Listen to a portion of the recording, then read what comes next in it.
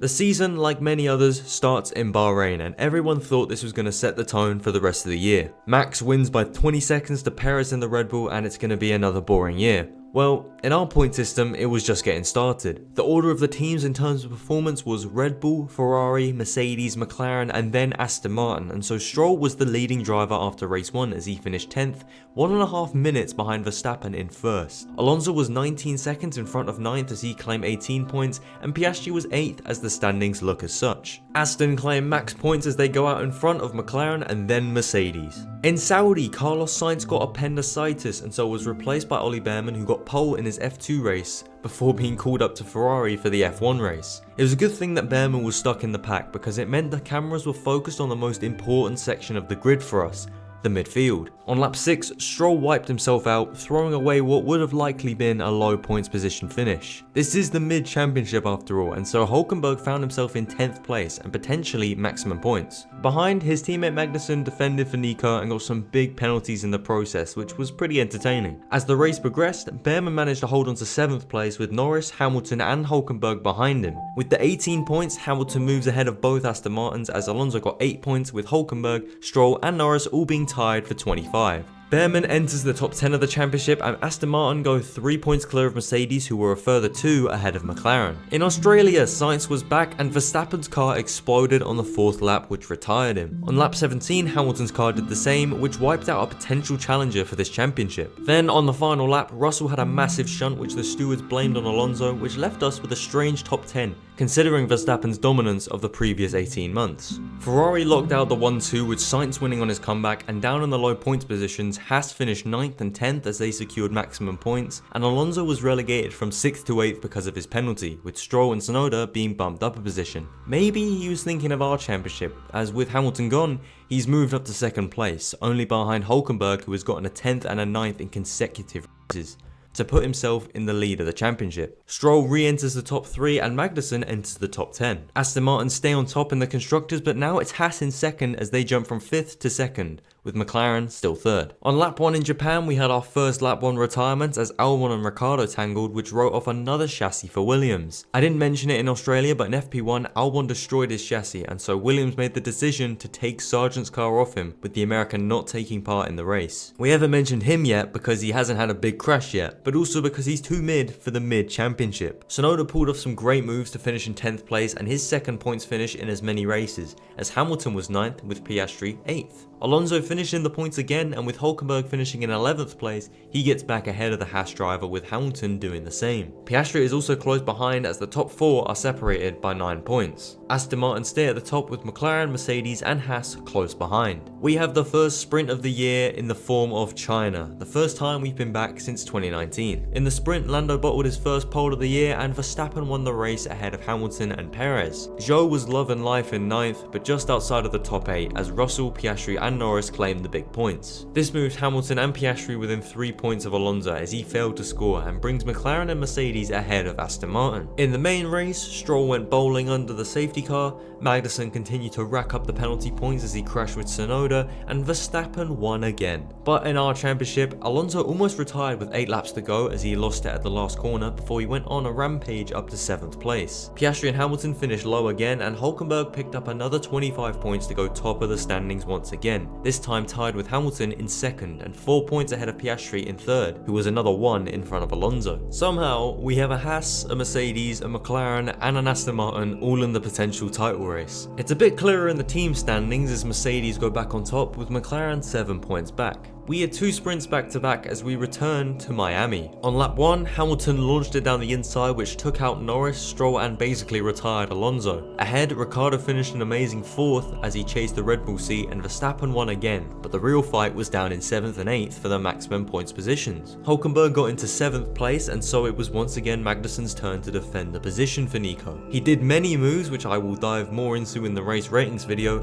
but in the end, Tsunoda would finish with maximum points with Hulkenberg and Piastri Piastri claiming the next 2 positions. With Hamilton being the unfortunate driver to fight with Magnussen, he fell out of the points, and so Hulkenberg extended his lead out front, with Piastri also jumping Hamilton. Mercedes have their 6-point advantage carved down to just 1 point as we head into the main race. Perez almost took out Verstappen into turn 1 as everyone got through cleanly. On lap 28, Sargent and Magnussen had a crash which brought out the safety car and gifted Norris his first win. Piastri and Sainz had an incident further back which dropped Oscar out of the points, and the final result saw Ocon take maximum points, with Alonso next in 9th and Russell in 8th. Tsunoda was a very good 7th, and Hulkenberg missed out on scoring points by just over a second as Fernando retakes his lead in the championship, with Hamilton also jumping Hulkenberg. Piastri stayed 4th despite not scoring any points, and the order in the team standings remains the same. Imola had a few shocks for us. While Verstappen and Norris fought out in front near the end of the race, Tsunoda scored points again, getting all 25 as Stroll was 9th and Perez was 8th, with Hulkenberg finishing 11th once again, Hamilton finishing in the points even though he was 6th, and Alonso having a shocking weekend. Hamilton reclaims the lead of the championship, with Tsunoda going from 6th to 2nd with his 10th place finish. Alonso dropped down to 3rd, and the top 6 all have over 75 points. Mercedes take the biggest lead as of yet as they go 30 points clear of Aston Martin. Just like that, we had 4 retirements on the first lap of the Monaco Grand Prix. On the red flag restart, everyone kept it clean, and just like most Monaco Grand Prix, that was that. It was pretty boring. Leclerc finally broke the curse and Piastri was a great 2nd place. But in our championship, Gasly claimed maximum points in 10th as Albon entered it in 9th and Tsunoda scored again in 8th. Unfortunately for him, Hamilton was ahead in 7th. This leaves Lewis 4 points ahead of Yuki, who was then 13 in front of Russell. Mercedes continue to extend their lead on Aston in 2nd as the gap is now at 51. We travelled to the Americas for the 2nd time as next is Canada, and it started off crazy. Well, even in qualifying it was crazy. Russell and Verstappen did identical times with exactly 1 minute 12s. On the race start, the Haas cars were the only ones to gamble on the shocking weather, and they made the most of it as Magnussen drove his way up to 4th early on. Then it stopped raining and the Inters became the right tyre again. It became a race of Verstappen versus Norris again, and he eventually took the lead as he got past Russell. Sargent was then in the wall which brought the safety car out, and with everyone else pitting immediately,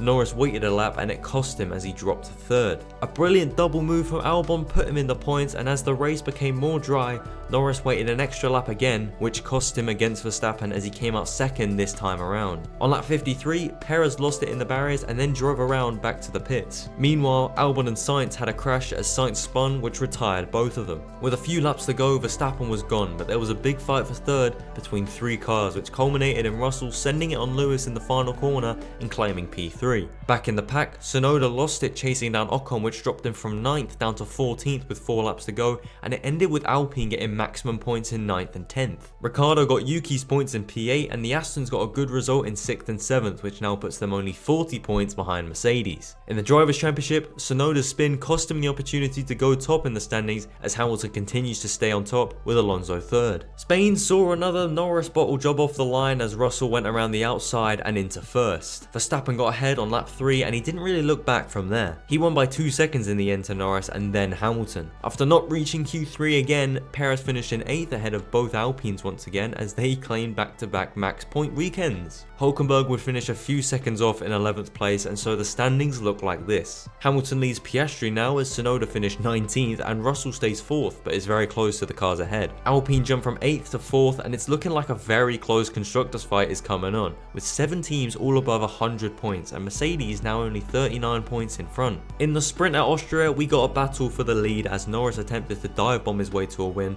which didn't go well as he was fighting Verstappen. Piastri then got past his teammate and didn't really look back. By the end of the race, the gap was 4.5 seconds as Verstappen won and Perez got maximum points in 8th. Leclerc and Hamilton were next, and so with Alonso and Tsunoda not scoring again, with Piastri only getting 2 points, Hamilton extends his lead out in front to 18 points, with Russell jumping Tsunoda into 3rd. Mercedes go very clear of McLaren at the same time. In the main race, Leclerc lost his front wing on lap 1, Alonso crashed into Zhou and then got a 10-second penalty to cap off another dreadful weekend for him. Gasly and Ocon had a mega fight with Pierre giving him the metaphorical middle finger, and shit hit the fan at the hairpin. A slow stop for Verstappen and then a lock-up on his outlap brought Lando in striking range, and then he proceeded to dive bomb his way into the lead. It didn't work, and after a few more attacks, it finally happened as they had their first big incident. Lando wasn't willing to move a few inches off track and they both got big damage, with Norris retiring and Russell taking the lead in the race. Piastri tried to chase George down, but it didn't come off as Russell won the race. In our championship though, Gasly scored points again and finished 10th, with Hülkenberg and Magnussen sandwiching Perez in 6th and 8th, and Ricciardo getting a nice 18 points. This leaves the standings as they were, but the Constructors is really heating up. 8 teams now have over 100 points, and Alpine are nearly ahead of McLaren in 2nd. Even though Mercedes are steaming ahead in 1st, this is as close as ever. Next was the British Grand Prix, with it being a British lockout in 1st, 2nd and 3rd. It was a rain affected race as both Mercedes went straight on at the first corner and the McLarens were flying on slicks in the wet. Norris actually took the lead because of this before Piastri started chasing the Mercedes drivers and got into 2nd place from McLaren 1-2. Leclerc and Perez gambled on inters a few laps too early, but Verstappen nailed the switch as he managed to come out ahead of both Russell and Piastri. Russell then retired in the pits, and as they switched back to dries, Hamilton and Verstappen nailed the tyre changes. This meant Lewis took the lead from Norris. Verstappen's hards meant he had the pace to beat Norris and chase down Hamilton, but he was no match for Lewis as he won his first race in 2 years and his 9th at Silverstone. An incredible win for him and the sport, but in our championship, remember the most important one, this win was catastrophic for him. As he only got 1 point, 10th place Tsunoda got 25, which brought him back within 3 points of Hamilton. The Astons also finally scored again, and so they cut the lead to Mercedes down to 41 points. Alpine and VCARB are separated by 2 points, and seeing as Mercedes now have some pace, this could be the end of Hamilton's title charge. In Hungary, Norris bottled another pole off the start as Piastri led the race. McLaren have become by far the fastest car, with Red Bull falling back to probably the 3rd best. Piastri set decent pace out in front, but on the 2nd round of pit stops, Norris pitted first and undercut his teammate, who had deserved the lead he had built since lap 1.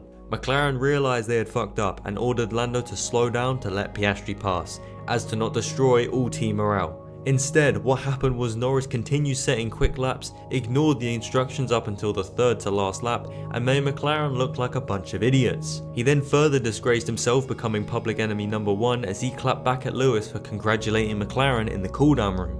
You guys are fast. You were a fast car 7 years ago. 7 years ago. You had it. You had a quick car. You made the most of it. Now it's us. I wasn't complaining, I was just complimenting your car. Yeah, no one liked that. So in our championship, Piastri and Hamilton get hurt for finishing 1st and 3rd, and with Tsunoda finishing 9th, moves into the lead of the championship. Hamilton is 11 points behind and Russell a further 14 back. 10th place was Stroll, and if Aston had just swapped positions to let Alonso finish 10th and claim 25 points, he would be ahead of Hamilton. Instead, he's 5th, and now Stroll is only 4 points behind. Mercedes is still far out in front thanks to Russell's 8th place finish, and VCARB are level with McLaren for 3rd. In Belgium, Verstappen clapped back in qualifying, going 6/10 quicker than Leclerc in 2nd, but he would take a 10 place penalty for engine component switches. Norris bottled another start on lap 1, as did Sergio Perez, who lost out to Hamilton. Russell tried a bold one-stop strategy which worked out well in the end as he won the race ahead of his teammate and Piastri very close behind, before he was disqualified for being underweight, meaning Lewis inherited the win. After starting in 11th, Verstappen still found time to finish ahead of Norris, who started 4th. But in our championship, another win meant another 1 point for Hamilton. Luckily for him, Tsunoda was way out of the points, and so the lead was brought down to 10 points and Alonso scored 15 behind, meaning he was only 9 behind Hamilton. Where Yuki failed for VCARB, Daniel delivered, as although he is nowhere near contention, he scored 25 points to put VCARB in 3rd place ahead of McLaren and only 21 points behind Aston Martin. They were only 22 behind Mercedes, and so going into the summer break, it's looking like a great fight in both championships. After being ridiculed all summer breaks for his starts, his comments with Hamilton, Lando came back with a vengeance, as even though he did his customary bottle off the line, he would come back to dominate with the quickest car and win Max's home race. It was a boring race, but it was an important one for the championship. Tsunoda was way out of the points again, and so with Hamilton being 8th and Alonso finishing 10th, the lead changes hands again. but this time in Alonso's favour, as he is ahead of Hamilton by 1 point, with Yuki now 5 behind Hamilton. A 7-8 for Mercedes does them good in the team standings, as the gap goes from 22 back up to 24, with Aston being second and Alpine closing up to VCarb again, with Gasly finishing 9th. After another awful year, it turns out Sargent had binned off one too many chassis, and so he was dropped, with Argentinian Franco Colapinto taking his place for the rest of the season, starting in Monza. At turn 1, Lando held onto pole, but he did lose it at the second chicane to his teammate as Piastri pulled off an incredible move. Ricciardo moved under braking, which put Hülkenberg on the gravel, and so he retaliated by dive bombing the wrong VCarb as he took out Tsunoda. He got called a salami as punishment. Magnussen was a man on a mission this race, but he did have a moment where he locked up and hit Gasly. No big deal, this didn't really affect him and made K-Mag lose time as a result. But the stewards still gave him a 10-second penalty, which would see him get a race ban for the next race in Baku. In the end, Leclerc somehow finished in first for his second Ferrari win at Monza, and what a win it was. But in our championship, Magnussen's penalty meant he finished 9th on track, but was classified 10th. Just 1/10 ahead of Alonso in 11th. A missed 25 points became 0 for him as Hamilton secured 8, which puts him back in front ahead of Alonso. Russell's now only 1 point behind Tsunoda, and Perez is slowly coming into this fight as he continues to finish way off the pace in the Red Bull that has become quite a bad car. We potentially could have 5 drivers from 4 teams all going for that championship win. Mercedes got nice points from their 5th and 7th place finishes, and so they go 44 points clear of Aston Martin. McLaren get back into 3rd ahead of VCarb, but they are tied on points. Leclerc would go on pole once again at Baku, as that Ferrari has suddenly become the 2nd fastest car. Norris would start down in 15th after he is knocked out in Q1, and so we had a few battles going on across the grid as Lando and Lewis tried to carve their way up the grid. McLaren used Norris as a shield for Piastri as he pitted, trying to get out ahead of Perez, who actually had more pace than Verstappen in this race. This worked, and so Piastri could chase down the lead cars. He put an audacious move on Leclerc, who was caught sleeping, and the Australian led the race. They fought pretty much every lap for the rest of the race until Sainz caught up, and so on the penultimate lap, he crashed with Perez on the 2nd straight. The order originally was Piastri, Leclerc, Sainz, Perez, Russell, Norris, Verstappen, Alonso, Albon, and then Colapinto in the top 10. But now, Hamilton and Behrman enter the top 10, which truly was a crazy finish. Originally, Hülkenberg was ahead of both of them, but I don't know how they got back in front. I didn't mention either that Hülkenberg and Albon's new teammates outqualified them, and so Colapinto got his first points on the board in 8th, and Behrman scored for 2 teams in his first 2 races in F1. Hamilton's 18 points scored is massive for his title fight though, as he outscored Alonso by 8 to go 15 points clear.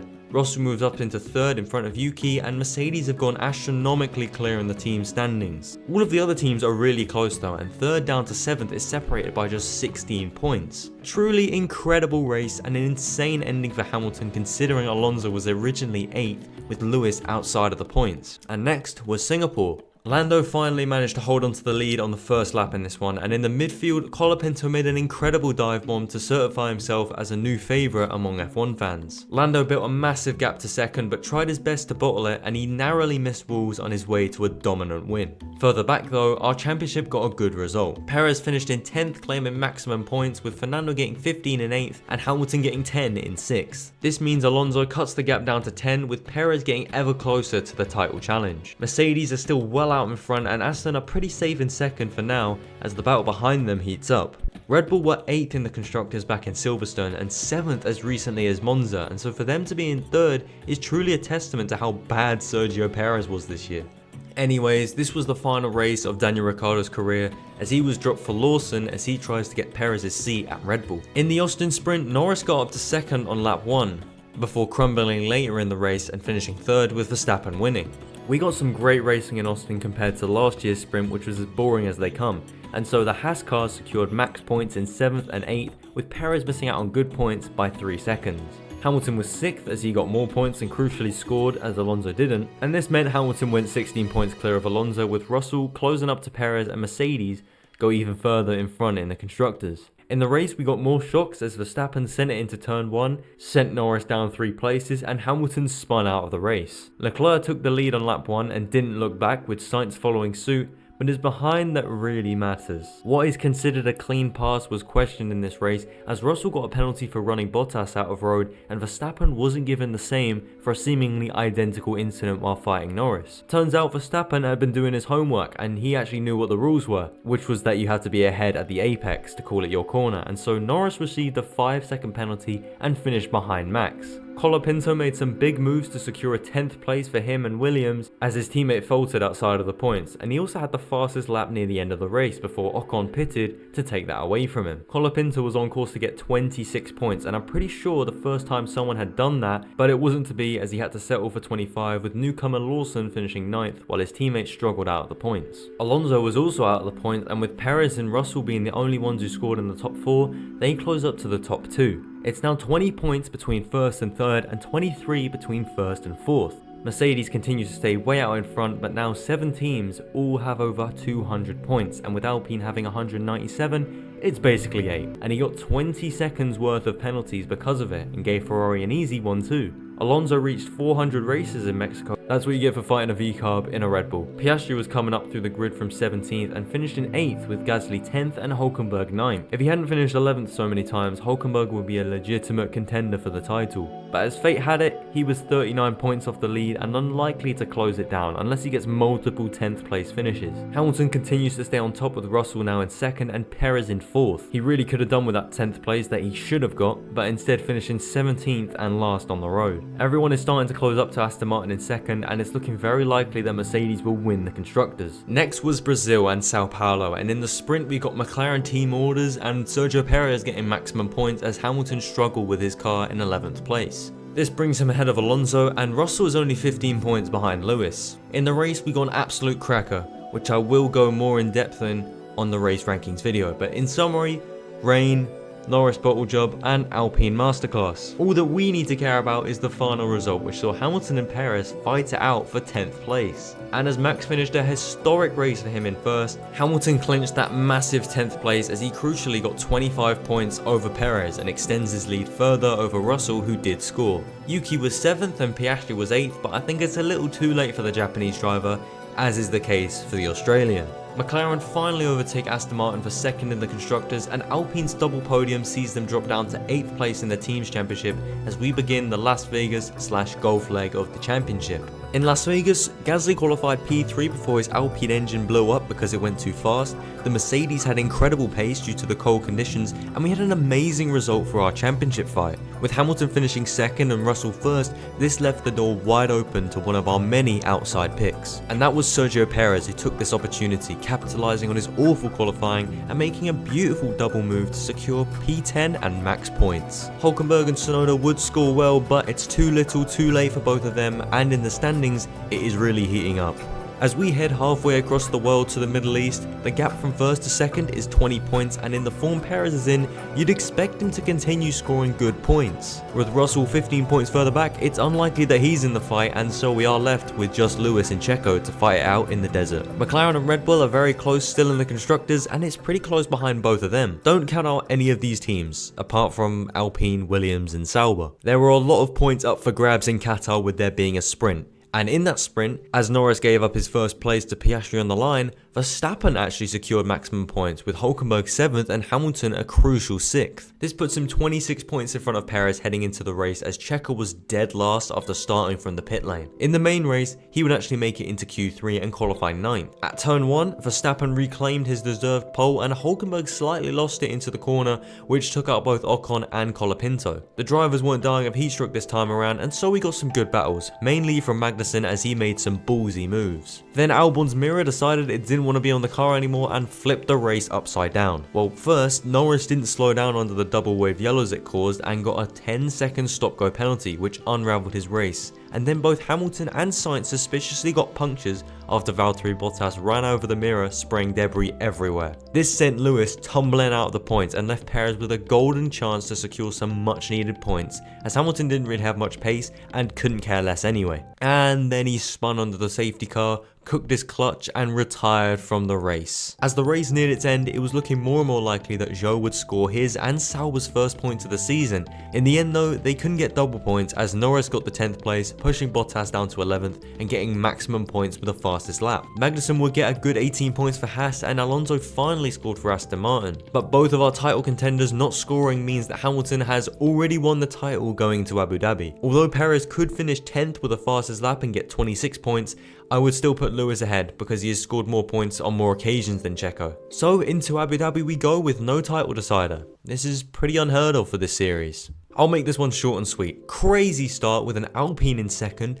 Perez retiring on lap 1, nice one mate, and then a pretty boring race. Thanks as always Abu Dhabi. The rest of the standings was still up for grabs though, as Piastri gained max points after being hit by Verstappen on lap 1, Alonso got 18 and Hülkenberg got another 15. With Russell also scoring 8 points, they all jump Perez who goes from 2nd to 5th and means we have 5 drivers who have all broken 200 points. McLaren hang on to 2nd thanks to Perez not being there, and Red Bull secured 3rd place. As we look at the full standings, Lewis stands clear at the top, 26 points ahead of Oscar Piastri and George Russell in 3rd. A pretty surprising top 3 in the mid-championship, considering all 3 of these drivers won 2 races and Piastri finished 4th in the real championship. As we go to the bottom of the standings, Zhou scored the least points out of anyone, and we have quite a lot of drivers for a 20-car grid, with a few standing drivers finishing ahead of the Chinese driver. And please pay respects in the comments for Hülkenberg's championship challenge, as he got 7 11th place finishes in total this year. And looking at the team standings,